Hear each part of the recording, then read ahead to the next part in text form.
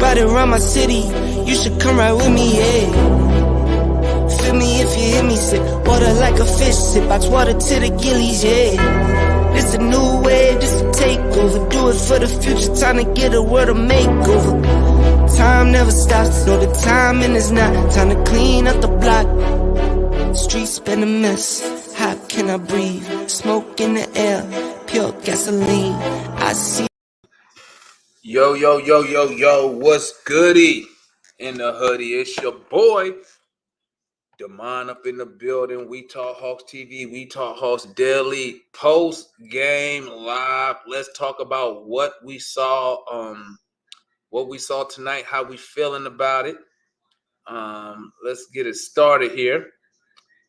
So, let me just get straight to it, okay?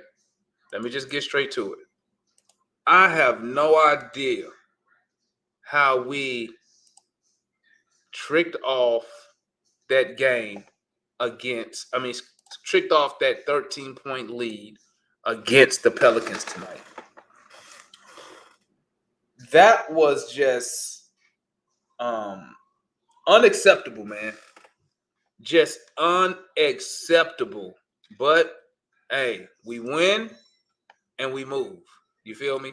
We win and we move. So that's all that matters. Shout out to everybody in the chat. Everybody that's tuning in today. Let me go ahead and drop this link real quick, because I know cats want to chime in.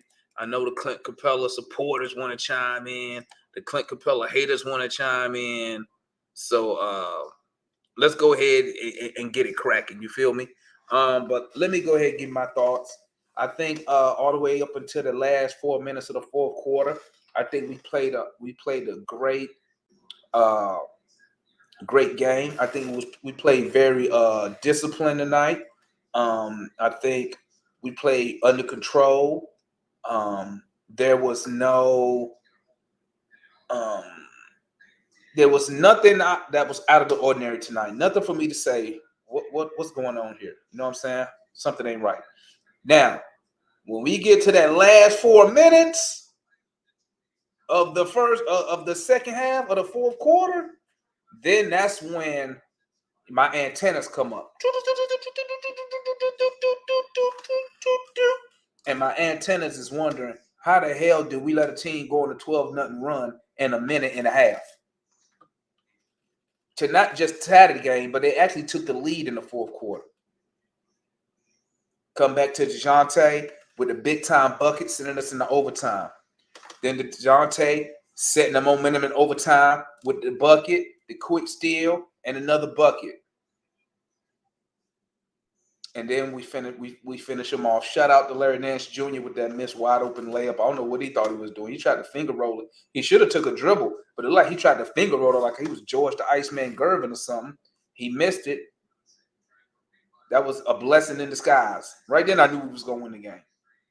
But this is what can someone explain to me?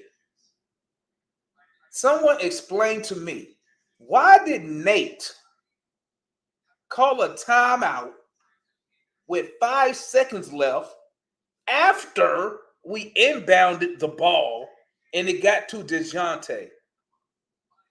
Why did he call a timeout? He know we struggle inbounding the ball. He know that. I know that. We know that. But something told him, say, I'm going to call a time. Well, first of all, hold up. Let me go back real quick. First of all, with 15 seconds left in the game, why is Capela in the game? You know they have to foul. So you know who they going to foul? Clint Capela. Why he was still in the game, I have no idea. He had to call a timeout to get Capela out the game. Like, make it make sense. Well, he didn't have to call a timeout, my bad. They fouled Capela. Luckily, he didn't have to go to the line to shoot. You feel me? But I have no idea why he did that. None whatsoever. Let me go. Y'all know who we got up here, man. Our favorite guy. The youngest in charge. Mr. Atlanta analyst. Let me bring him on. What's good, homie? Talk to me. Whew. Oh man. Listen. The announcer said it perfectly. That's a game last year we lose. Because man, first of all, Murray came in clutch. Yes, he did. You That know, he did. Big time clutch. Big and time. man, I was like, thank God for a second star because I was like, man, we got to go through it. Anyone else on that play, we're probably gonna lose the game. But listen, I don't think there's no way in the world should have got down to that. You look at the sequence of that run. They scored 6 points. We didn't even get it past half court. And some people say it's the players, and yes, I think part of it was players. But you got Nate just standing there while they going on a 13-hole run. He's standing there looking like. Well, I'm gonna tell you something real quick about that run, right? We didn't help ourselves on that run. No, we didn't help ourselves at all. What is it with us and inbounding the basketball? Why is it so hard for us to inbound? I thought it was just a Kevin Huerter thing. Hell no. Trey, bro, it was one time when Trey was inbounding the ball right for underneath the basket. Why we got the smallest dude doing it, I don't know. He was inbounding the ball. I forgot who it was. Ran right past him wide open, and Trey just looked him off. I'm like, bro, just give him the ball. You know what I'm saying? Because Trey already got 1 5-second violation this year, inbounding the damn basketball, And then it didn't help that we needed a 2, and then he come down there and shoot a horrible 3-point. I don't know what he was thinking. I'm like, why are you shooting that, man?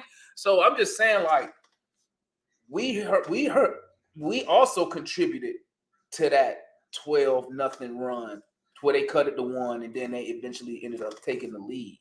You know what I'm saying? My bad. Go ahead. I ain't mean to cut you off. Let me let me go and bring these boys up here real quick, man.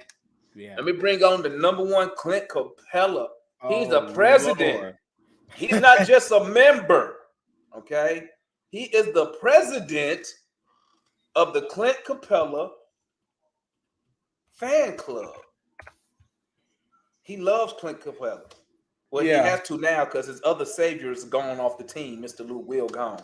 You would think Clint is his stepdad. And I think if Clint Capela leave, Rashad might not mess with the Hawks no more. The way he loves Clint Capela. Let me bring my guy on to on the chat. You know what I'm saying? Because we already know what he's gonna say. Okay, we know what he's gonna say. Trey Young tricked off the game. So when Rashad start talking, guys, we just gonna be quiet.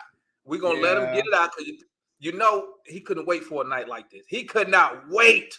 Even though Trey had not a bad game at all, had a way better game than last game. And we'll see what excuses he come up with this game. And then I'm also bringing on my boy Young Matt in the building. My guy. We already know what Matt gonna say. This is what Matt gonna say. I'm gonna tell y'all what Matt gonna say right now. Matt gonna be like if you like this. First words out Matt's mouth gonna be this. I didn't see no plays. All I seen was horns in the pick and roll. You'd be like, but Matt, we won. But still, we need the plays. Tell me, did y'all see a play? Because I just saw horns again. So let me bring these guys on, man. That's my guy. That's my guy, Matt. Yeah, all y'all my guys, man. That's why it's so fun to bring y'all up here. It's so fun to bring y'all up here because this is what I will say. This is what I will say about you, Rashad, and Matt, right? Y'all just like me. We all the same, man. We'll say something, and we're going to stick to our guns on it. We're going to stick to our guns. Yep. No matter what the outcome looking, we still going to stick to it. Just like last year, you always found ways to defend Kevin Huerter. No matter what he did, you always found a way to give him an 8 or a 7. So let me bring on Rashad, and let me bring on my guy, Matt. Y'all know the routine, guys. Hey, if I freeze up, y'all just keep it going. Y'all know I'm going to be in and out so the stream don't go down. You feel me? Let's bring on Rashad. What's good, Mr. Capela? What up, fellas? Can y'all hear me? Yeah. Oh, who you got with you? I brought some reinforcements today. This is my cousin, man. He's from Atlanta, All right. fan, trying to grow the channel, man. Hey, tell all my people about this. I appreciate it, man. I'm itching right now. I'm be quiet, though. Hey, y'all both must be on board with Trey Young, and Clint and let Capela. me- After this game, you damn right we need to get rid of him. We still ride with Trey. I don't. Hey, guess what, Rashad? Without Trey, Capela is in the G League. Capela was in the league before Trey, so that don't make sense. And Capela was getting feeds off of James Harden before Right. Trey was in the Hey, league. before y'all get into the Can I ask nitty-gritty. a question? Can I ask a question? Yeah, go ahead. So you say Capela was getting feeds off of James Harden, right? Mm-hmm. Did he finish? Better than he finishing with us? Well, he finished better there than he do here. That's a fact. because You don't have James Harden. You don't have a wide open one-on-one spread. What about tonight? Well, that's because. Let me tell I you saw something, man. tonight. I saw Clint miss most. And let me say this real quick. And then I'm gonna let y'all go at 10 it. or 15. Thank you. One thing that I do, okay, is I always give credit when it's due. Okay, that's one thing I do. I talk stuff about Capela. I talk about everybody on the team doing that deal, doing the watch along. I'm blaming everybody. Yeah. But I do give credit when it's due. And I'm gonna tell you like this: Clint Capela tonight, he played like he was a top 5 center in the NBA tonight. Can you give me any other top 5 centers? Considering he was going against Valanciunas, who had him by height and size, okay. 10 for 15 pretty much going by himself against Valanciunas. Got 21. I think he had 21 points, 19 rebounds, okay? 4 blocks. So if Capela, we'll never get this again. Well, this energy, but this is what I'm saying, and this was my question. I've been saying all year, and correct me if I'm wrong. I've been saying this all year. Capela's energy seemed low.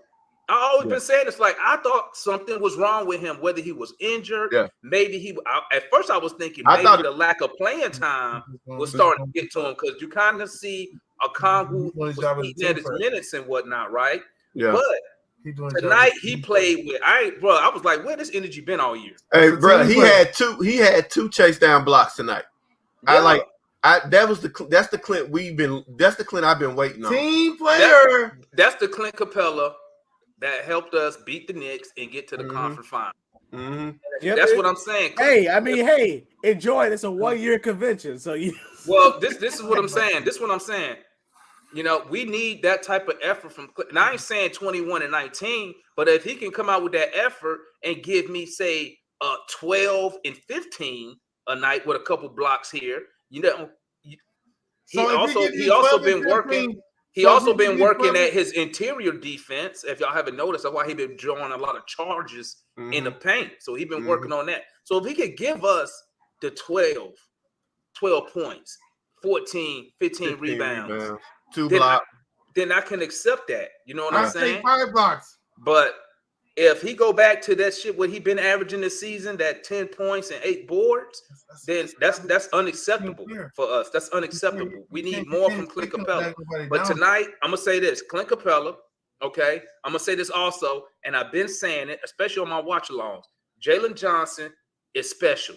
He need to get more burn. He trying in a little bit of time that he has on the court. What? God! Did you just see what he did tonight? Did you watch what he did tonight? And you are a stat defensive guy, and apparently you didn't see. No, not two. Multiple steals. Multiple steals. Yeah, let me tell you something. He showed you offense and defense. Did you see him? He probably was the best player who guarded Zion. You know why? You know why? I give you that. He looked good because he has the athletic ability to jump with Zion. Because all Zion do when he go up in the air, he just try to out-hang time you all the time, or he'll try to reach around you in the air. He try to move around you like that. I give you that. I saw his numbers. I take it back. When I saw him, he got a lot of leak outs. He got a lot of dunks. He did hit 1 3. I did see him try to take the ball like what Matt be talking about and initiate offense and cause a turnover. But after that, he settled down. 5 and 7. I can't hate on him. Well, before that, I can't hate on him. Well, the reason he did that is because he was balling so hard at the beginning. Because I was even like when he brought it, because he waved off Aaron Holiday when he got that rebound. He waved him off and brought it down. I'm like, hell yeah, because I said it in the watch along chat. I said he almost remind me of a young Scottie Pippen as a point forward. Now, obviously, he's not Scottie Pippen, but he reminds me of him with the size, the ability to handle the ball. He can shoot the three. Now, we don't get to see him shoot get shot attempts at a decent clip, so it's kind of hard to gauge. Is he a shooter? Can he shoot? He's not. You know what I'm saying? He's not. But hey man, what you think about all this? He ain't gonna have a choice to be a shooter because guess what? Rashad?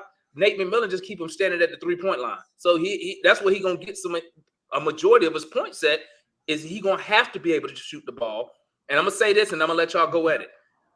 For some reason, I think Nate McMillan is forced to play Jalen Johnson. I really think he don't want to play him. I do too. Because Jalen Johnson has too much talent not to at least be touching the ball on the offensive side. He don't even he just go down there and stand half the time and then go crash the boards.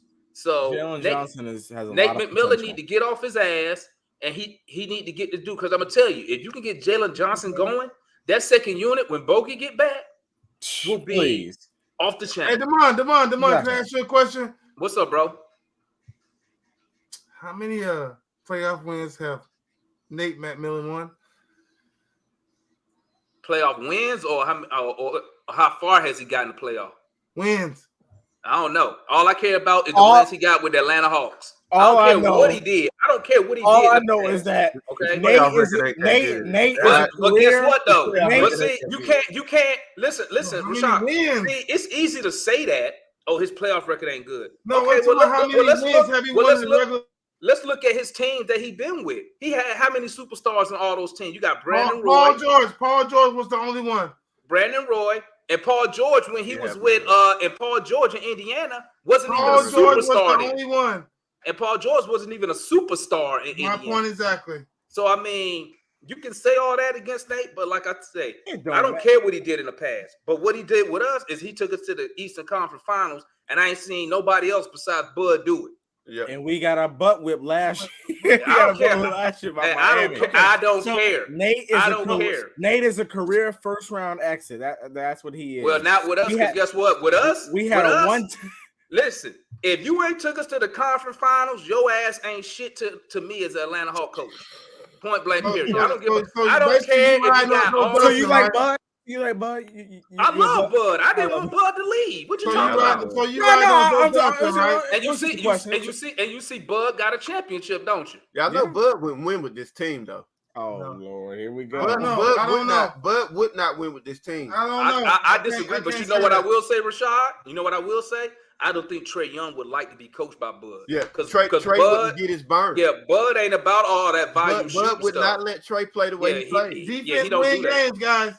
Yeah, he don't do that. But I'm gonna let y'all go ahead and chop it up. Let me hear from Matt real quick, and then y'all take it over. Steal tonight. I'm gonna hop off this thing real quick, so I want the chat to lock up. So y'all do your thing, and make sure, y'all smash that like button, man. This is the #1 Hawks YouTube fan channel for the fans out of fans. So two things. One, I think it's interesting that Clint's best game of the season, ironically or not, came in John Collins' worst game of the season, if not the worst game of his career. So it's really hard to gauge. Yes, Clint Capela played good defense and he got rebounds. I'll give him credit for that. But offensively, as we all know, those numbers are grossly inflated because of the handoffs and the feeding that Trey Young did. I mean, it was shameful. You know what I thought about? I thought about Trey Capela being in the G League. Go ahead, man. I thought about Damian Lee, right? A couple years ago, remember Damian Lee was on our team, or Jabari Parker, and Trey made Damian Lee's better. Trey Young had Damian Lee averaging 14 and 12 for that month in December. You know what I'm saying? So I'm not really. I mean, yes, Clint had a good game tonight. He played good defense. Give him a hell of credit on the boards, but offensively, nah. Jalen, I've been talking about Jalen for the last year and a half. You know, I've been saying he could do everything he did tonight, but he's not given the opportunity to. And that's furthermore, if you look at it, he played 13 minutes tonight, right? 11 of that was in the first half. He played one or more minute the whole rest of the game. How can you, as a coach, and he's the best one on Zion, best plus minus versus Zion, and you sit them on a bench the entire second half. As a coach, how can you defend that? That's Nate McMillan for you. That's the 11-0 run. Never called a timeout. I told y'all in the first quarter. Stood there. That's your head coach, Nate McMillan, man. That's your head coach. We don't like Nate. I don't know if Rashard or analyst was paying attention, but in the first half, I said I don't really like the way we playing because we're not really running any type of offense. It's just they're hitting shots. They're hitting shots. But when they stop hitting shots, when Atlanta stops hitting shots, the Pelicans are going to come back into the game because we're not getting anything reliable. It's just we're hitting a bunch of shots, but we're not going to keep shooting at a 50-60% clip the whole game. That's great basketball, man. That's great basketball. Rashad. That's been my point though for a while. The reason we can't go through our progressions in the offense is because Trey Young. No. I'm not gonna. Because Trey Young. Because in the third quarter, Trey Young was on the bench for 6 minutes in the third quarter. Tell me what offense we got. Our offense was shitty. Okay. Entire time. Hold on. He left the game. Wait. What was the score when Trey Young came back in? We were still up by 8. At what part of the game? What part of the game we talking about? In the fourth quarter. In the fourth quarter, when we went cold and we were missing shots, they were missing shots. We were still up by 8 when Trey came in. And then we lost the lead. No, we was up by 8. Hey, we was up by 8 when all the starters came back in the game. Exactly. The starting 5 tricked off the lead. Exactly. Trey came back in, including Murray. Murray. No, Murray was already on the court. Murray was already in. But that's not what I'm saying. When we were up by 6, when Trey left the game, we were up by 6. When? What part of the game you talking about? Because Trey only come out. Trey only comes out. Started the fourth. Okay. Yeah. When Trey came out the game, our offense for that 4-minute period, we didn't do anything. That whole time. But nothing. We were still up and we built the lead. How are you going to blame? We maintained the lead we already had, but we never increased it. And yeah, we did. We did increase it. They pulled it up. Yeah. They pushed it up to 9. They pushed it up to 8 or 9. Yeah. Yeah, they pushed it to 9. Then Trey came in and we lost the lead. No, Trey came in. The lead got pushed to 13, and then we all fell apart. So the defense is part of the game too, man. You just can't blame Trey when you got other guys coming in the game. Always on point. Come back on, bro. Always on point. Come back, bro. I'm about to bring you on the show. Come back in. Check in, homie. And also, let me say this. I want to point out this. Start the fourth quarter. Willie Green made a great adjustment that Nate would never dream of. He knows his guys are tired, heavy legged, going into a fourth quarter. He brings in a young rookie, great defender in Dyson Daniels, and he puts him on Murray, deferring a lot of Murray shots. Now, again, I thought Murray still made the best out of that defense, but we had to kind of run the offense through. I think we were running it through Hunter or JJ at the time, but he put Dyson Daniels in the game, and that slowed the whole offense down. They made no adjustment. Then he put Devontae Graham in the game. Dyson Daniels played some defense. And guess what? They got back in the game.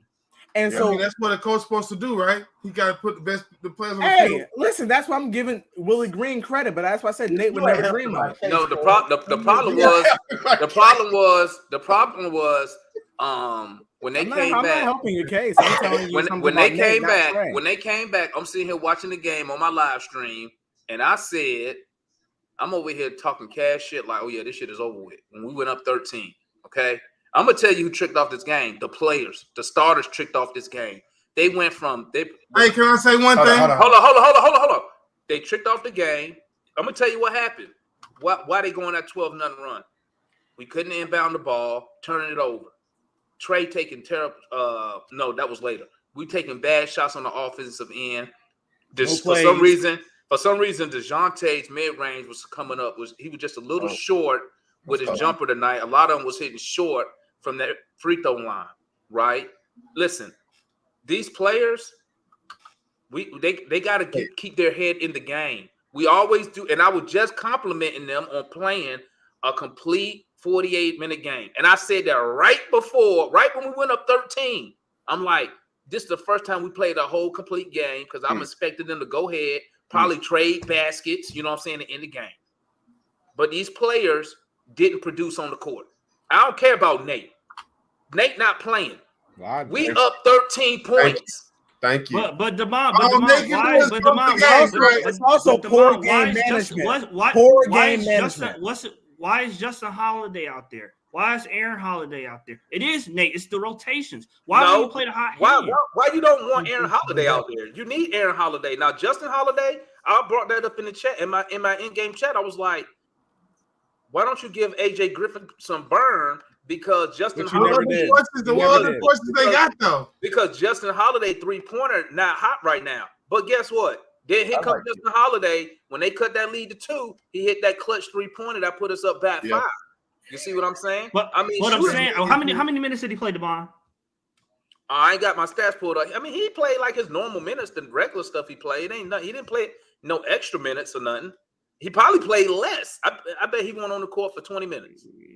I bet he went out there for 20 minutes. Yeah, he played 16 minutes. I don't need him to play 60 minutes and hit one shot. Well, you need him to play the whole time for him to hit one shot. Man, that's only temporary. That's those bogeys minutes. Those bogeys minutes. No, that's why Justin Holiday is out there because he got bogey minutes. Right. Until Bogey come back. Why not? I would rather have AJ take That's bogey what I'm saying. minutes. Why you can't platoon the minutes? How come you can't split them even? Why you got him out there for 16 minutes? He 5 and 5. 5 and 5. Hey, he don't get like 12 minutes a game. He can. 8 and 8. But the thing is this: Nate is probably going with Justin Holiday because Justin Holiday is more proven in the NBA. I mean, we got what? Let's be real here. Let's be real. I'm just saying, let's be real when we do this, right? AJ Griffin had how many games does AJ Griffin have in his career right now? A lot 8, of them. Like 9. 7, 8. And you got, and that's what I mean when I say Justin Holiday is a proven NBA player. He's known to make those shots. He's just cold right now. It is what it is. But at the end of the day, Justin Holiday, that ain't the reason we tricked off the game. Them stars tricked off the game. The Stars did. They was on the floor and gave up that 13-point lead. They did. Demond, what I'm saying is the reason that they did it was because like I said in the first quarter, we weren't getting anything consistent. We were just hitting shots. But when those shots start missing like they did throughout the game, I'm not even talking about the fourth quarter. I haven't even got there yet. I'm talking about the third quarter when the game is seesawing back and forth because you can't get any consistent offense. We got consistent offense. We got consistent offense. Listen, we had consistent offense the whole game. You know how I know we did? Because we maintained when they took the lead from us in the first quarter until that 4-minute mark, they didn't get no closer than 3 points the rest of the game until we went up 13. So we was getting points. We went up until the fourth quarter with the 4 minutes left and the starters was on the court. Them starters tricked off that lead. And the Pelicans. Hey guys, real quick. Let me bring on. We got a new member up here today. Got always on point. We're gonna bring him home. We're gonna see what he said. Oh, he just left. His phone must have went off. Never mind. Keep going, guys. Well, I just wanted to say 2 things, right? I wanted to say this: the Pelicans when they called that timeout when they went down 13. Listen, the game was over. Okay, the game should have been over. New Orleans, in my opinion, I thought they made a good adjustment. Now we went through that stretch where we turned the ball over 3 times before we got past half court. Okay, that was just disgraceful. Here's my problem. And they scored on every possession, every turnover right they scored. Right. That's 6 points. Right. Here's my thing. In the chat, I said this is on the players, but I said it doesn't help that our coach is standing over there watching this whole thing happen not doing anything But about it. But what do you Not want doing- him to do, What though? he supposed to do? He got the What do starters you- in the game. They He's went supposed on. to They do. went. They went on. What's the timeout They gonna went. do? Excuse me. Like, They how went on a did they 13-0 run without him even touching his hands to call a timeout, and he watched the starters trick off a game, pick and roll after pick and roll after turnover after turnover. And what do you know? They out in transition. They running. CJ McCollum hit a 3. And then he finally calls the timeout after 13-0. I'm not denying that the players were the ones that tricked it off. But Nate, as a coach, you have to adjust. I saw when we went up 13, I saw the Pelicans, they adjusted. They switched, they switched up their defense. They switched up personnel and they switched up defense. But moving on from that, one more thing I wanted to say, and then I'll let you have it, Rashad. I did want to see. Now you said in favor of Jalen Johnson. I don't know about that, but I did want to see Frank Kaminsky today. Why? What are you gonna do? I like stretch fives. That just may be my problem. I tell you what. I wanted to see him because I was expecting New Orleans to go with that double big lineup like they did last year with Jackson Hayes and Gomez. I was expecting them to run their 2 7-footers, so I wanted to see Frank out there, but they didn't do it nevertheless. But to me, I thought it was. Hey, here's a tip though. If y'all didn't know, hey, y'all know players can call timeout too, right? Yeah. That never happens. Rarely. It does happen. I'm just saying. The only time you see a player call a timeout is when you inbound the ball. Really. At the end of the day, now I will say this: this where Nate effed up at. The last 5 seconds of overtime. Why in the hell he called a timeout? You call a timeout after the ball gets inbounded to DeJounte when they know they're just gonna foul him?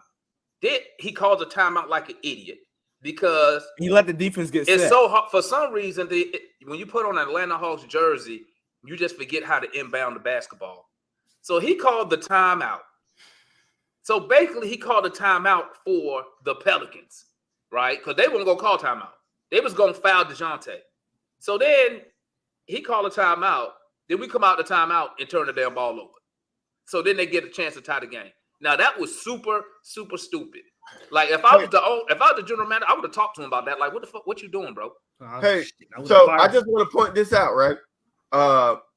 Plus minus tonight, right? Tell me again. DeJounte Murray was a plus 21.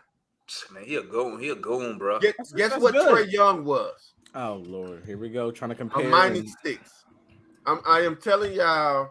That's because of his defense, man. That's his defense. No, it's because the team functions better. No. Who did they start at? Who did they start at? What is in I don't want to say functions better, but what I will say is you get more ball movement and you get more when Trey is not in the game. When it's DeJounte, more people touch the ball per possession than with Trey. Because and now I will go with Matt and say that's Nate McMillan's fault right there because he allows Trey Young to bring the ball down. Now, whatever this action he talking about and it's reacting or whatever from what Trey sees, that's why Trey holds the ball for so long because Nate is running some type of action and it's based off what Trey sees. So wait. So your superstar players play one way, right? And that's the coach's fault. Yes. Trey can get into his sets early. Trey can. There is no set to get into. Exactly. What set is Rashard? Rashard. When I pointed out in the chat, I said, "Did y'all see Trey Young yelling at Nate? What's the play? What's the effing play?" He yelled at Nate over there, and Nate just like he sure did. Hey, Nate was like, "Go, let's go." Hey, Trey gonna run it. Rashad, there is no set for him to get into. It's based off what he sees. That's why he dribbled the ball for so long. He dribbled the ball. Why doesn't Murray do the same thing? He does.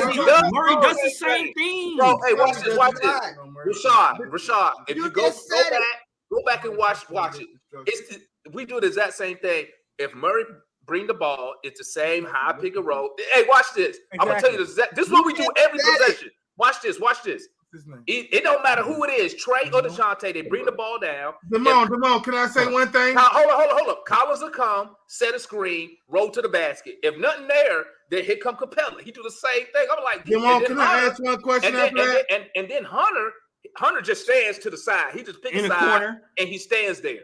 Damone, can I ask one question? They run it with Trey. And they run it with Murray. And they run it with Holiday. That is not how the offense flows with Murray. Yes, it is. Oh, yes, bro, it is. You see it. Murray, You see it. if you watch the I don't game, know what game. If you watch the game and you say we don't run the same pick and roll with DeJounte.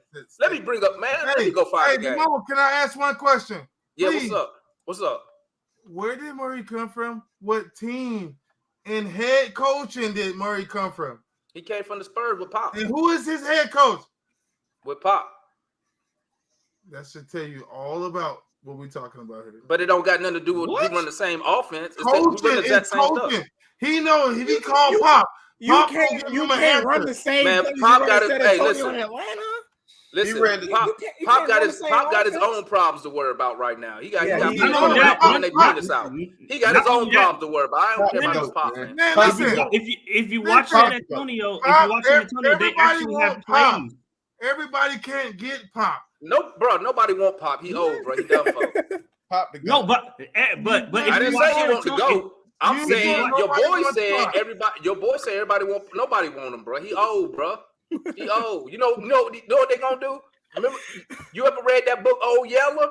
Huh? And we gonna read that book, Old Yeller? That's what Pop finna do. Listen, man. We finna take Pop in the back, man. Go and put him out of misery. Yeah, we finna put him out of misery. He got players. He got players. Hey, Rashad. He got players running around with penis hanging out. Yeah.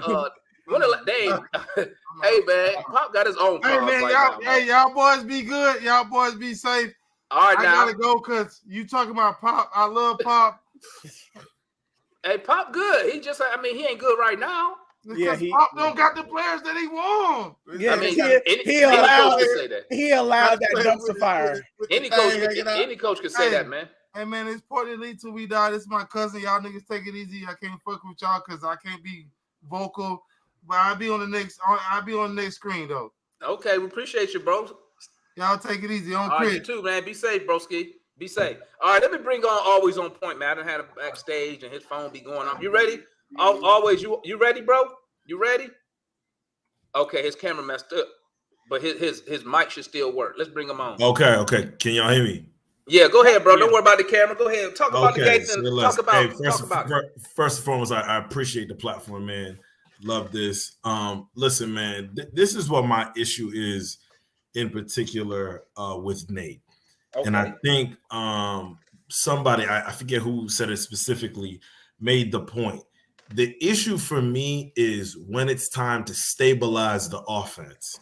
I agree completely that the way that the offense was flowing, it wasn't like we were getting in certain sets and everything was natural and it was free flowing and we were creating things open. A lot of it was just, hey, this guy making a play, this guy cutting to the rim, this guy getting good looks. And let's be honest, we're playing a team off of a back-to-back, probably a little slow mentally, whatever the case may be. And on top of that, too, this Pelicans team is athletic as hell. Let's give them a lot of credit.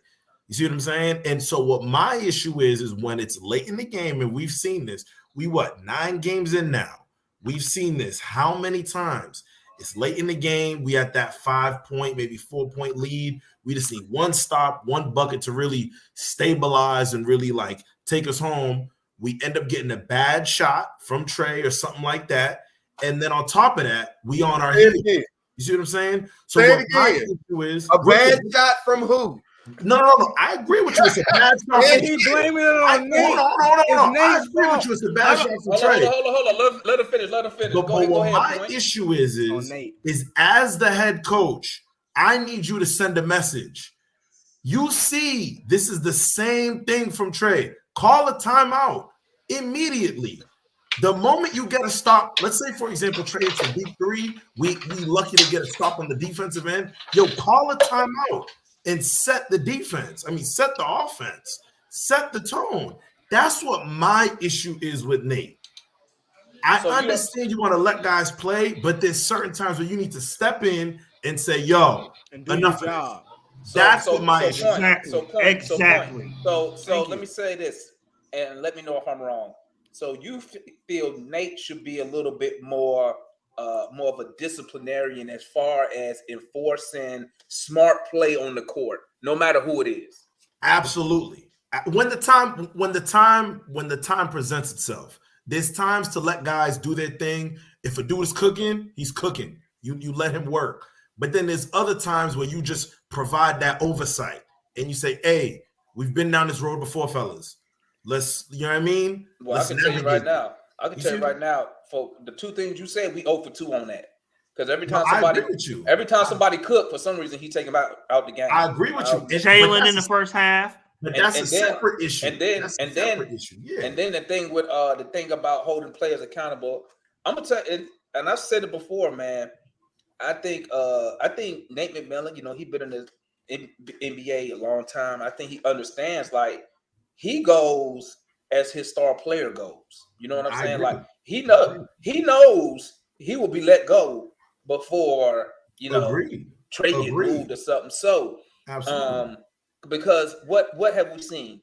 Okay, I'm gonna give you one bad thing that hasn't changed. Trey still takes bad threes. And when I say bad threes, I mean he take them at the wrong time. I agree. Like we was down 107. Really we was down 107, 105. And instead of going for the 2, he shot some stupid 3-pointer for no reason. And that was right. I believe that was right when he was on Zion 1-on-1 instead of going to the Hey, can y'all hear me? Yeah, you got some racket background, man. That you? I got some racket background. I got a whole bunch of noise. But then I'm gonna say this. Let me say this. To Trey's credit, I'm gonna say this. He's keep his 3-point attempts are way down, which I do. I prefer that.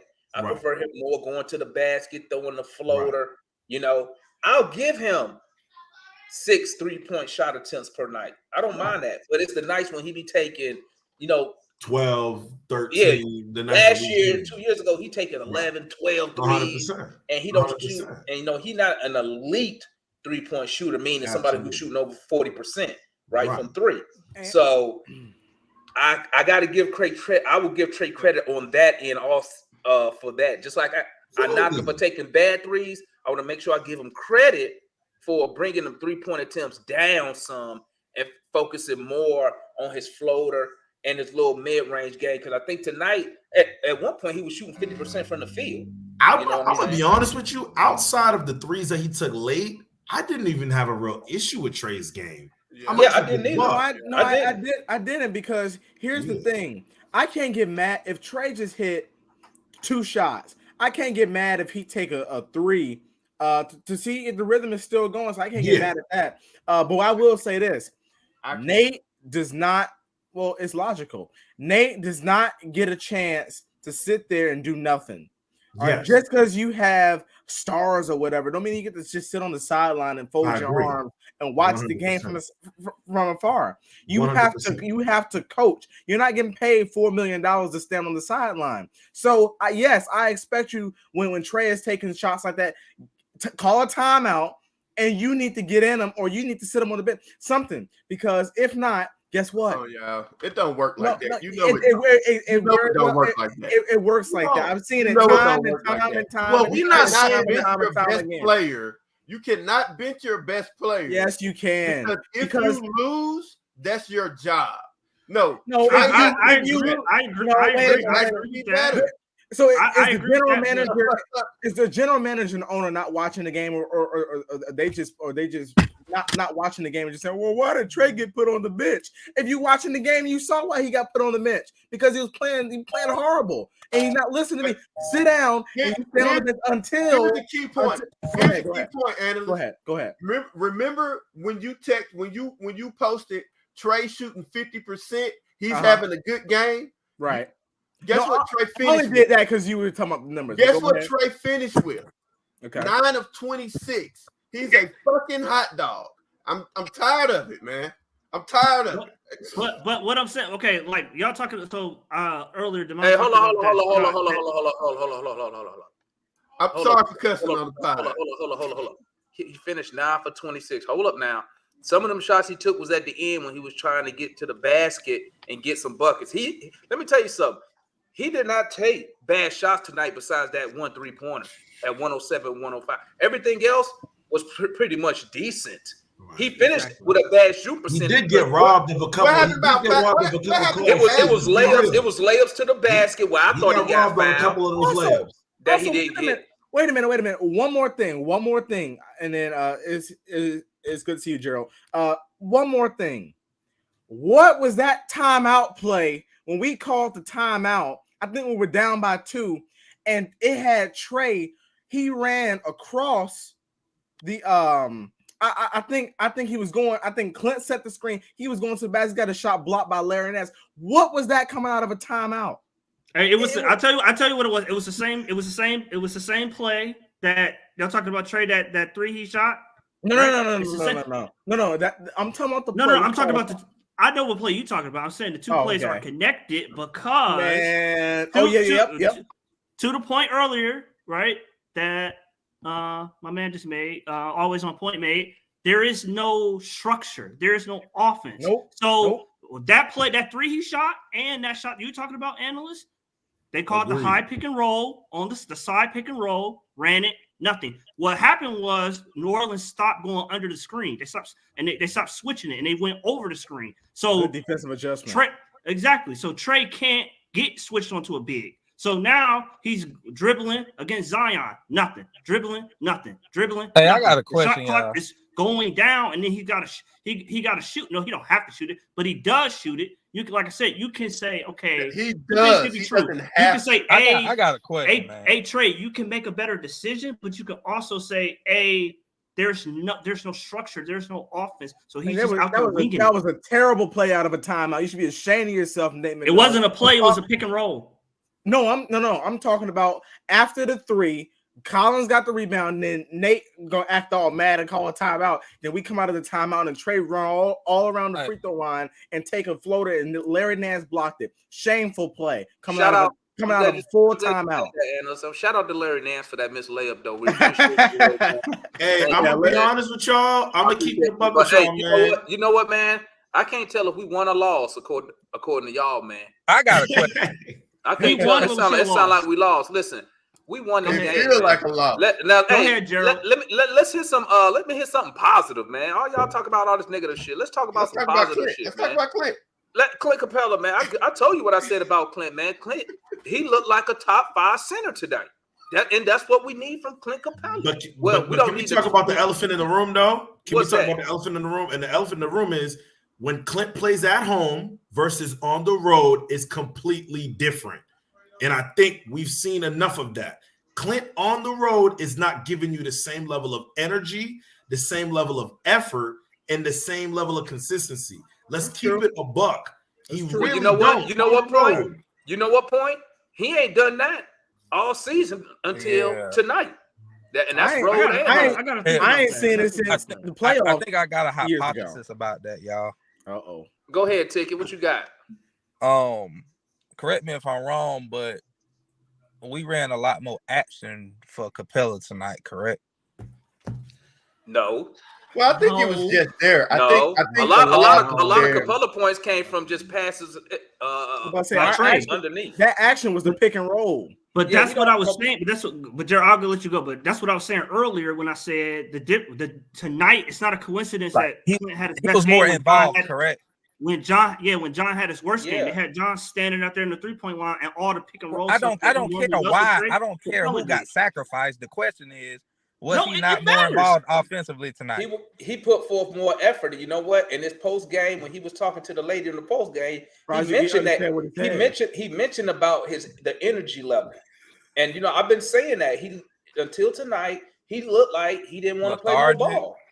He looked like he didn't want to play ball. I thought he looked scared, and that's why I said I thought he was either hurt or he was upset about maybe his minutes going down with a Congo.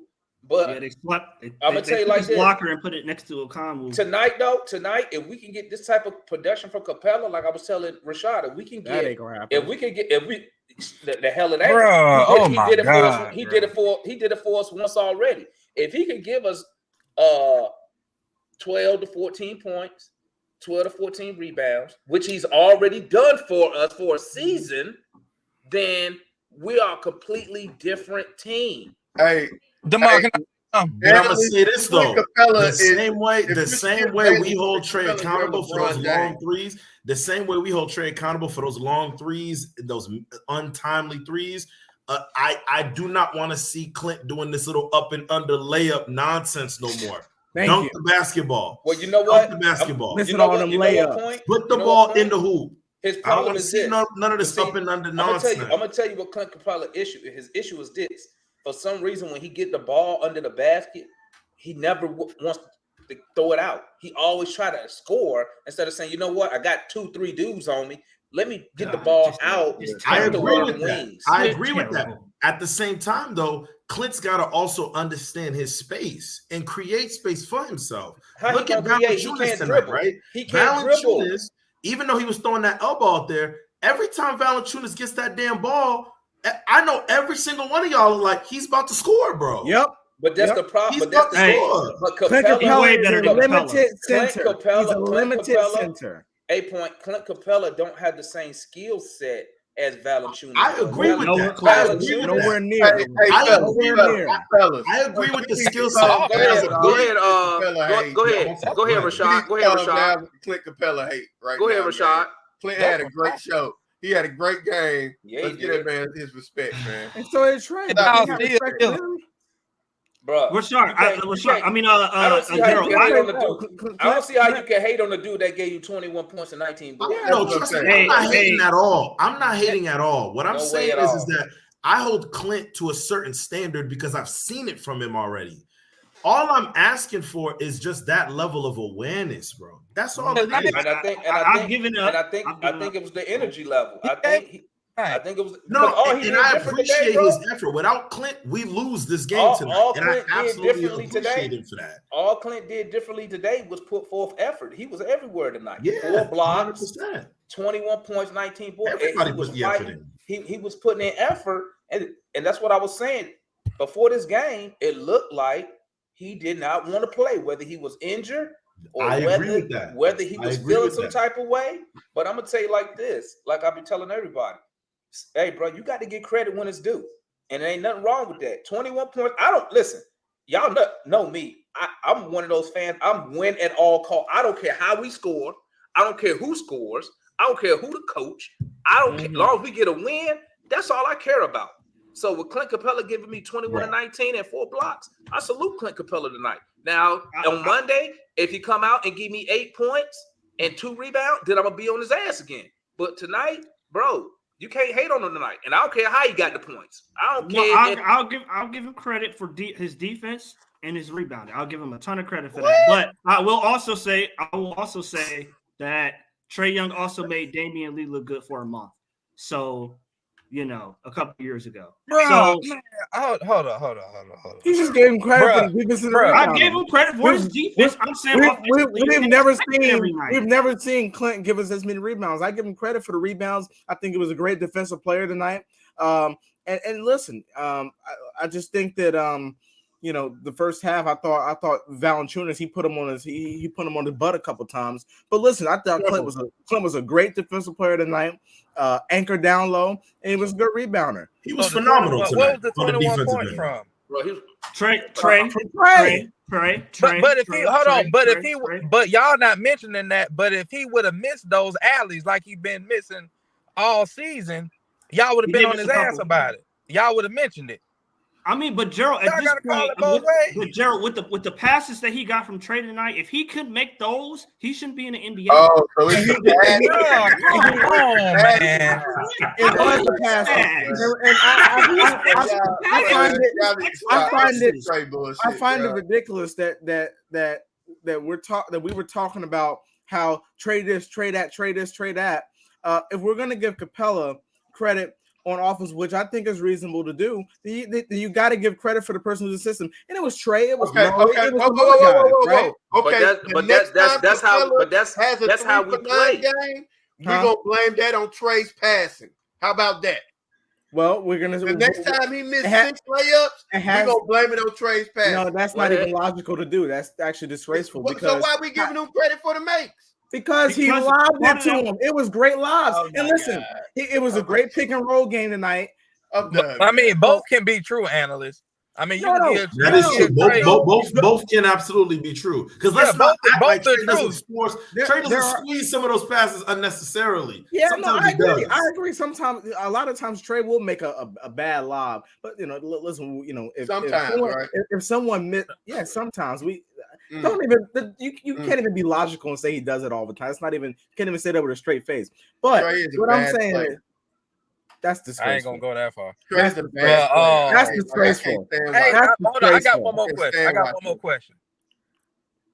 Why are we giving Willie? Why are we damn near worshiping Willie Green on this podcast? Because he's a good coach. When he lost the damn game. Whatever scheme y'all saying, whatever. How did he lose the game? Hold on. Whatever good adjustments he made, whatever rotations he made that y'all wish Nate would do. This shit ain't work. It wasn't enough. It did work. It wasn't enough. But they lost. lost. How did he lose the game? They lost, bro. It didn't work. Let me tell you like this, man. Let me tell you like this. They got back in the game, didn't they? Bro. I don't care about no Willie Green. Okay, they got back in the game. Listen, all time as a coach. We won the game. We should be over here happy and ecstatic. Exactly. Listen, we won the game. I don't care. Listen, I don't care how we won. I don't care who did what. Only thing that mattered to me, 124, 121. That's all that matters. Okay? At the end of the day, Willie Green, F him, and anybody who don't coach the Hawks. I don't care about none of them whack-ass coaches, okay? Because Willie Green don't have a title. When the last time Willie Green coached a team to the conference final? I don't think so. F Willie Green. Okay? But DeMond, what I'm saying is, like, I didn't get excited about the Orlando win and the Houston win because I knew games like Toronto was going to happen. Like tonight, yes, we won tonight, but I'm saying against Milwaukee on Monday, against the better teams, coaching. What you talking about? I'm gonna tell you this though, man. I'm gonna tell you this, Matt. The difference is if we can get energized Capela, that's a whole different game. Yeah, if we get an energized Capela, it really is. If we could get Capela, it really is. It really is. Man, what kind of Capela are we going to get on Monday night? And I think that's what the issue is. People are nervous about what you're going to get. Like, but that's how it shouldn't be that way. Trey Young. Give me a double-double, I'm good. Guess what? That's how the Hawks are all the time. You don't know what you're going to get. On paper, we look good as shit on paper. But then we'll come out and get blown out by the Spurs. You know what I'm saying? I'm worried about Trey Young. At the end of the day, listen, at the end of the day, every player on this team be inconsistent at points of the season, okay? Trey started off the season shooting like hot shit, okay? 7 for 20-something. And he's still 6 for 20-something. He was 1 for 11 from 3 the other night. Everybody on this team is going to go through some shit. But what I'm saying is this.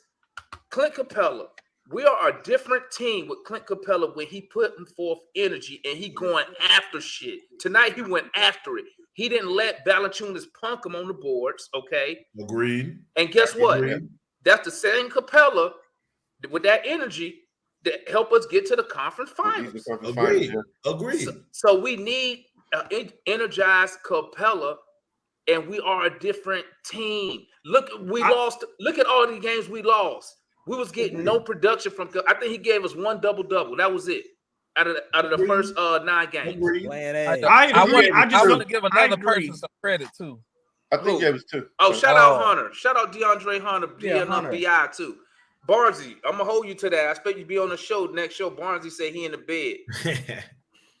Yeah, that was a good point because man, I was like, if Brandon Ingram get off. I said this game. Hey, you know what? Hey, you know who was nice tonight, though? You know what? CJ McCollum is cold, bro. My captain. CJ nice. Locked it in. CJ McCollum is cold. That mid range is money. I was willing to give it to CJ. I was like, man, don't let Brandon Ingram go for no 30, 40 points tonight. You got to hold one on. Hey, Gerald, did you see JJ in the first half? You see the game. I didn't see him in the first half. Oh, okay. Go back and watch the first half, right? And then let me know or give me your opinion on why Nate didn't put him in the second half. Wait, you didn't see the first half? Here we go. No, I didn't see the first half. Oh man, Rashad, you picking and choosing. Jalen Johnson, you didn't even see the first half there, Rashad. No, I saw the first half. No, I said I didn't see the first half. Gerald. Yeah, I didn't see the first half. Hey, go watch that first half. That boy magic. Yeah. That boy magic. Shout out my boy. I feel like it ain't all that, bro. My goodness. You should be that is a shameful comment. That is a shameful comment. Hey, how about this? How about this? Clint Capela first half was the worst first half he ever had. How about Can I just add one quick Cole, bro. Go ahead, Gerald. Go ahead, Gerald. What says Gerald? Go ahead, Gerald. I did want to give Trey some credit.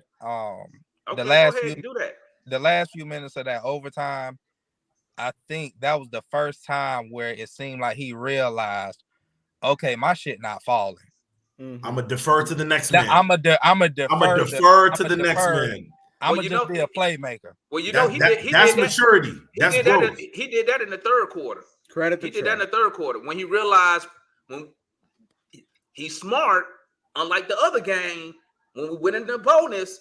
Winning a bonus at the 5, it was like 5 at the 5:45 mark, and you just saw Trey. All he did attack the basket, go to the free throw line, attack the basket, go to the free throw line. Playing smart instead of shooting them damn crazy threes. He played smart in that third quarter and got the points. Rashad don't want to get Trey no credit. Hey, we got 3. 9 for 26 is not good. 9 for 26 is not good. No. I'm not. Rashad, I'm not saying. I'm not talking about the. He's not giving you no context. Trey Young was shooting 50% the whole damn game until the end when he was trying to get those layups to get us in the game and take the lead. Before then, we had the lead. Out of the game. No, he didn't shoot us out the game. We turned the ball over 3 times. This all doing this. We allowed us. And guess what? Clint Capela was the one to turn the ball over and half court. We blew a 12-point. They went on a 12-0 run in a minute and a half, bro. In a minute and a half.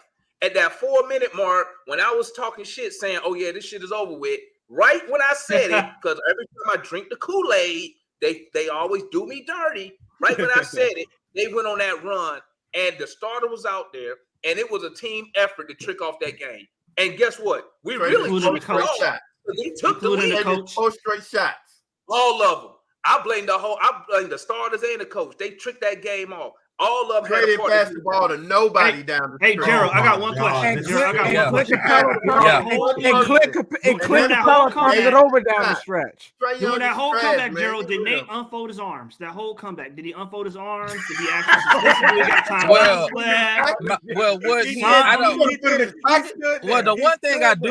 The one thing I do wish Nate would have did, I do feel like he should have called a timeout after that 6-point play. Thank you. After the second and one. But other than that, Herb Jones and one. Why we giving up back-to-back 3-point plays? Exactly. Agreed. Yeah, other than that, that's on the players. These players need to learn how situation awareness, bro. You can't play. You can coach it. You can coach it however you want to coach it. And then the last 3-point play, why the hell did Murray even foul him? You won't go block that. He really thought he was. Bro, Herb Jones was already in the air, dog. Right. And I'm like, what are you doing? But it happens so much. I have to think they don't practice these situations because it happens so routinely. That's not true. These dude professional ball players. They've been in this situation a million times, bro. They ain't why does it keep happening? Why is it? Because they dumb, bro. They dumb. Hey, Damon, I got a debate topic. They lose a sense of awareness, bro. Even I'm sitting here watching the game like, okay, he got that bucket. And then out of nowhere, here comes DeJounte. I'm like, bro, what you doing? What you doing? It's just Our like coach ain't got no sense of awareness. just like with Trey Young. That was definitely DeJounte It was trying to be a stupid, bro. superhero. It That was a boneheaded play. Yeah, that was a boneheaded play. I got a debate topic for y'all. Matter of fact, that's just like when Herter fouled old buddy shooting a three. What game was that? When he fouled a 3-point shooter for no damn reason. And Shit, he did that like 5 times last That's what I was season. about to say. Herter was known for that. They dumb. They be doing stupid shit. I mean, Go ahead, Gerald. I'm just saying. I think it happens a lot, but it does happen. Like, cause they dumb. Situational awareness, bro. I want to give y'all Situational Trey Young stats. Hold on, Rashad. Quarter, by the way. hold on, Rashad. Go ahead. All right, so me, Matt, and Analyst, we've been in the group the last 2 days debating this. So on defense, Which one? Oh, I know what you're going to. on defense, which is more important, scheme or effort? I say scheme. on defense. Yeah. I mean, to me, you can't have one without the other, bro. You can't have one without the other. You got a perfect scheme, but guess what? If you can't execute it with lack of effort, it's no good. Look at the Atlanta Falcons on defense. I got effort. So I made the argument for scheme, although I never denied that you got to have effort, but I said scheme was a little bit more important. Yeah, Look at the Falcons defense. Look at the Falcons. You got a good scheme, but they just can't execute. Yeah. But it's a difference between. Am I right, Gerald? You a football guy? Don't we got a good defensive scheme? I feel like we just don't have the talent on defense. There you go. So the scheme is good. Yeah, the scheme's straight, but the scheme not gonna guarantee that you gonna, get it done. Right. What I'm saying is, scheme, you gotta. I don't know. To me, effort is subjective. Are they trying hard? Is that what you mean by effort? It's you can't really. Effort is you got to have the willingness to do it at 100% every play. Yeah, but what about like? Are you saying they don't, or are you saying the Hawks don't? Sometimes no. I think we were talking about that in general. We wasn't necessarily criticizing the Hawks. No, yeah, because I was watching. I was watching, and I know this is not the Hawks, but I was watching the Raptors' defensive schemes, and I watched a lot of those players. A lot of those big guys, they're actually very slow-footed. Yeah, and what saves them is the scheme because they play a real pack zone with their arms out, and they basically if you can't shoot threes against that team, you're gonna lose. He's talking like they got 5 Clint Capelas. Well, no, because they long and they agile. Yeah, but if you ever watch, I watched them on multiple plays. They're very, very slow footed, and I was like, man. And I watched it on a lot of different occasions. I just brought that up as an example, but I do think the only thing I was making earlier, the point I was making earlier, Gerald, is I think effort. I think a lot of lazy coaches said, "Oh, they didn't give effort tonight." Oh, you saying they use that as a scapegoat? They use that. Yeah, like they use that as a crutch. Oh, the players didn't. I agree with. I do agree with that. Another thing, how I know that, and my bad, Rashad. Another thing, I saw this one other thing. I was watching the Cavs go play against the Knicks, and there was a stretch where the Cavs, I think they switched into a zone. And I was watching, it was Kevin Love and Dean Wade out there. I said, Kevin Love and Dean Wade ain't never been able to guard no one-on-one. But when they switched to that zone, man, they look like defensive juggernauts. But can we keep it a buck though? I feel like you get maximum effort when people know that the scheme that they have suits their strengths. Yeah. You see what I'm saying? And it's going to work. Exactly. If you asking Trey Young in a certain, whether it's transition or something, but if you asking Trey Young for 2-3 minutes straight, not only do I need you to initiate the offense, I need you to be the number one point of attack defender. He's not going to give you effort. But if you ask him to be like, hey, you know what? I need you to help on the help side. When this man drops, I need you to rotate here. That's when you see him say, okay, well, you know what? I'll give you a little bit more. Even tonight, for example, I know y'all saw some of the little backside steals that he was doing. We never used to see that from him. Never.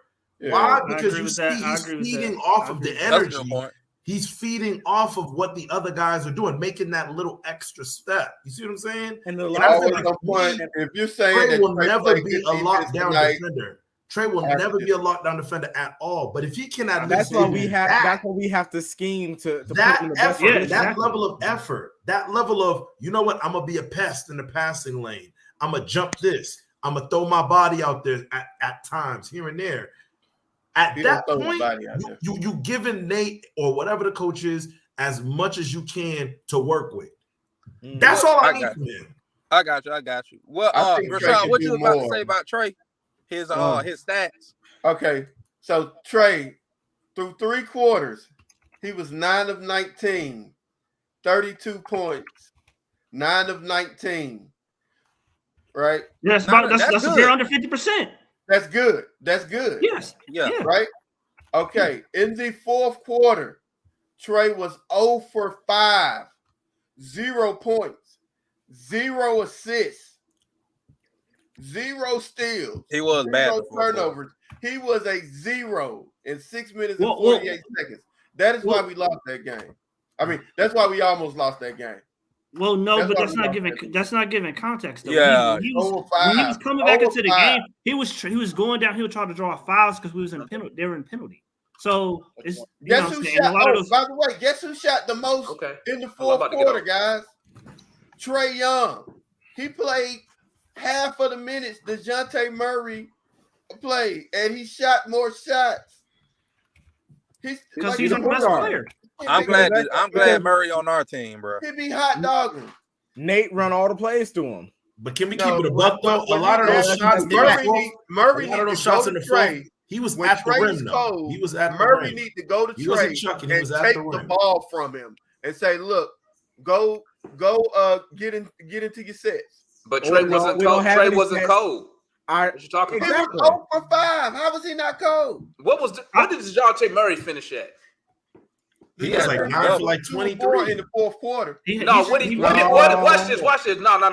did DeJounte Murray finish at? What was his He was 9 for like 23. I'm talking about the 4th quarter. No, but what I'm trying to explain to you is they playing this shit perfectly, right? When one is cooking, Trey was cooking all the way up into the 4th quarter. So why would DeJounte say, "Hey man, give me the ball"? No, because DeJounte won't hit shit in the first half. He was struggling. All his shots, because he automatic, that mid-range, that free throw jumper is automatic. But all his stuff in that first half was coming up short on the rim. He was not cooking. So Trey carried the team because he was shooting 50% all the way to the 4th quarter. So why would he go over to Trey and say, "Hey, bro, hey, you cold"? Bruh. No, bro. I hate to say this about Murray. Murray was on the game. Murray not listening to me. Murray was 1 for 8 from 3. 1 for 8 from 3. 1 for 8 from 3. That's because Murray.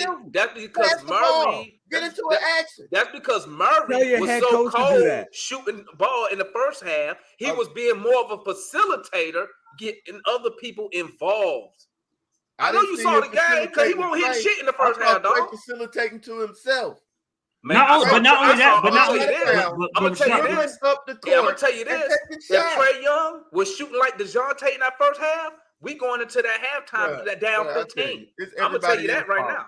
It's everybody else's fault. But no, ain't nobody blaming nothing. But what the thing is this, and this is what I find funny. This is what I find funny. How we get up here and we nitpick over bullshit. Let's keep it a buck, man. Clint Capela had a good ass game. Anybody who say he didn't, you fraud. Trey Young carried the team in the first half. He was 50% from the field in the first half. If you're hating on that, you're fraud. In the 4th quarter, the whole team had a damn collapse with the starters in the game. The starters came in the game with a 13-point lead, and the 13-point lead gave up a 12-0 run in a minute and a half. That's the coach and those starters. All of them get the blame. Okay, I don't see how people can just come up here and just point out one point. Stat. Give me the 4th quarter stat. Give me the stat. In the 4th quarter, DeJounte Murray 2 of 4. Yep. Collins 0 for 0. Right. Capela 2 for 4. Right. DeJounte Murray 2 for 4. Right. Trey Young 0 for 5. Okay. What kind of shots was Trey taking in the fourth, though? And since you giving those stats, what kind of shots was Trey taking in the fourth, though? Since you giving those stats, now you tell me what shots did he miss? What did he miss? He took 1 3. He took 1 3. Hold on, I'm gonna tell you because I was watching the game. Context. He took 1 3. He took 3 3. He took 1 3 at 107, 105. Listen, then all the other shots he was taking, he was penetrating, getting to the lane, but he wasn't getting no calls. Now, if you want to knock Trey, what you can knock him on is his ass need to get his ass back on defense in the fourth quarter. His ass sitting down there, not getting the call, crying. At one point, they came down court. His ass ain't even crossed half court. They missed a shot. 3 from 3 in the fourth quarter. They missed a shot. 3 from 3. But how many of those did he take with DeJounte not in the game? DeJounte played the whole fourth quarter. How many shots of those did he take in the game? DeJounte played the whole fourth quarter. He was in there the entire time. Listen. But you can only say he took one bad shot. He took one bad shot, bro. He took one. Okay, so watch this. See what you doing, Rashad? You just saying, oh, he missed. Well, let's go in the first half with all them goddamn misses from DeJounte in the first half. All them damn misses. What about those? DeJounte and we were winning. No, because Trey Young was scoring. That's why. Not only that, if you go back and watch the Knicks game and this game, since you want to give Murray so much credit, look what Trey's doing when he's on the court. When Trey's pointing out to DeJounte where to pass the ball to. Give Hunter's open in the corner. Good for Trey. Maybe he should be a coach. I just don't see. I don't see how we win these games and y'all still be disgruntled. I just don't get it. Look, man. Like, how can you be disgruntled? Listen, and this is how I know y'all just nitpicking. Y'all just nitpicking now because Clint had a good game. Trey had a good game. If you take away them shots he had in the fourth quarter, okay, he carried us the whole first half. Let's keep it a buck. Trey had a good half. Okay.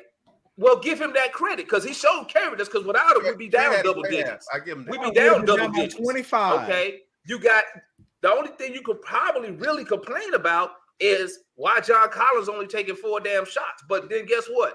I can come back at you and say, hey, he was playing some good ass defense on Zion Williams, okay, in that paint. As best you can get it. Jalen Johnson played amazing today. People don't want to give him credit. Like, yeah, sometimes go back and look at that, Gerald. Sometimes we just be up here. I got the reason why they be nitpicking. Sometimes we be up here and we just be nitpicking, man. We won the game, man. Damon, the only thing I'll say is I'm focused on Nate only because I know we have enough talent to win and keep us in a lot of games. The difference is against the great teams, the good teams. The difference is going to be coaching. So that's why I focus so much on we match Nate. up. You know what, man? And I feel you. The only really gripe I got against Nate is I think he is too buddy with Trey Young. I think they too much buddies. That's why he can't really enforce shit. Agreed. He can't enforce nothing because I flew to Oklahoma to talk to Trey about playing. Man, get the fuck out of here with that bullshit, man. You should have been out there helping make sure Capela was in a class getting some post moves. You flew to Oklahoma to talk about something y'all could have talked about. You want to go fly to Oklahoma? You need to tell Trey to go hit the bench. Are we serious right now? Are we serious? And I think he too buddy, and I don't like that. Because now you can't enforce nothing. I think he's scared to enforce it on Trey Young. I think he's scared personally because they're too much friends. Like when I seen him, I forgot it was a game last year. Trey did something magnificent. They in the locker room and you can just see Nate and this guy. And he go hug. I'm like, what you doing? You the coach. You ain't his daddy.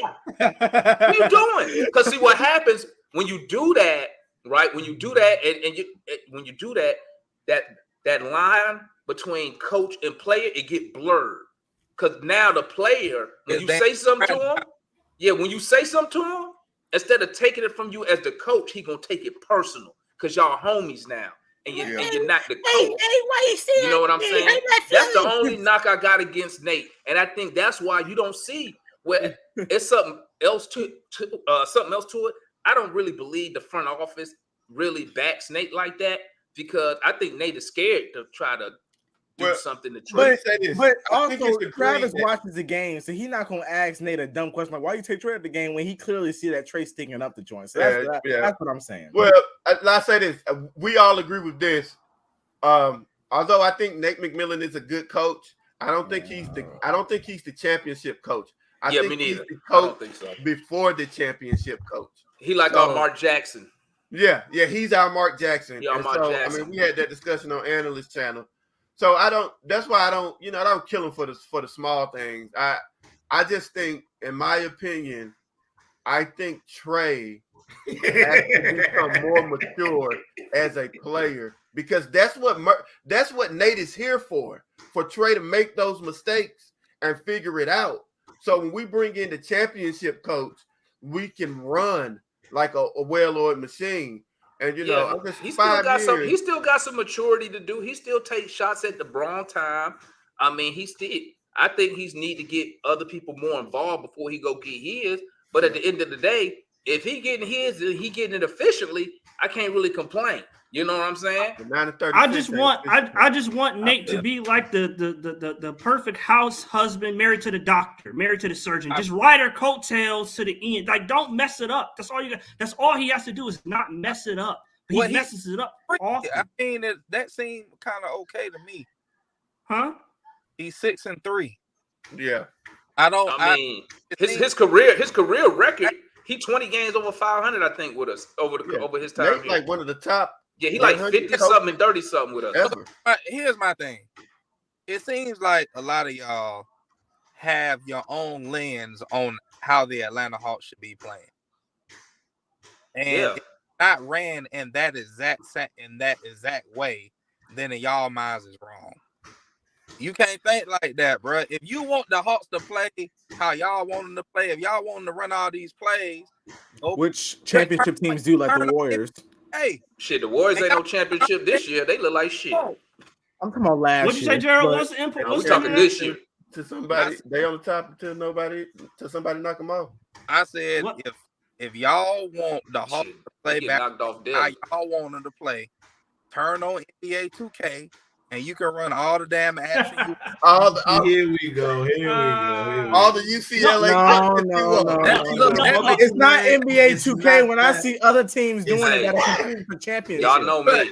New Orleans ran all the action tonight and lost. All I cared about winning. That's all I care. I'm gonna be real with you. I'm gonna keep it a buck with you. Here's a perfect example of the actions and what my frustration is. Right when Justin gets hit, just an example. Right, I don't want to pick on nobody, but here's the highlighter. When Justin gets on the floor, how many times have y'all seen an action for him to have a wide open three? Every damn time. Hold on 1 second, right? But he'll miss it, right? Yes. So here's my issue. If you can come up with a design to get Justin wide open, right? We all know when Bogey gets on the floor, he'll hit more of those shots. For the time being, you trying to tell me you can't run a similar set for someone like AJ? A couple times a game. But you know what, though? You know what point? We went through this all last year. For some reason, Nate has to be forced to play younger talent. I think he's in that mind state of you can't win with young dudes. But I'm like, bro. Well, because I don't see why. I don't know why Jalen Johnson not getting more minutes. So based on what I was seeing last year, based on what I was seeing, it wasn't until upper management. I forget. There was an article I was reading, something online. It wasn't until upper management came to him last year, like, "Yo, you need to play a Kongu." You see what I'm saying? Okongwu was rookie year. I believe, rookie. I'm sorry about that. It was Okongwu's rookie year, and I think it was the Athletic. They said that Travis had went to Nate when he exactly was like, hey, dude, you need to play this guy. We didn't draft him that high for you to sit on the bench. Well, Nate. That's because he shouldn't have drafted him at all. That's a different conversation. But with Nate, I think, and I told Gerald this months ago. I think I told Demond. He over there drafting the same damn power forwards year after year. That's why we got all the damn 6'8", 6'9" dudes and stuff. The reason why Nate don't play young dudes, Travis whack ass. The reason why Nate don't want to play the young dudes is because it requires coaching. You can't. He That's wants not veterans true. because they're That is already true. proven. You You don't have to Bro, coach them. it ain't really that much you got to tell them young players, man. You ain't got to be Pat Riley to coach them now. Pat Riley is the champion. But... No, I'm saying for Nate. I'm saying for I Nate. said you don't have to be Pat Riley. No, I'm saying, but for Nate, that young players do require a little bit more attention than veterans. But Nate, no matter what team you go to, it's not the head coach that's giving you that intimate time. It's the assistant coaches. It's the that way I agree with. That I agree with. The way you got a nursing home as our assistant coach. But I'm what they need to do. I'm gonna tell you what they need to do. They need to go back. They need to reestablish. They need to reestablish Hawks University. They need to reestablish that so you can get everybody back.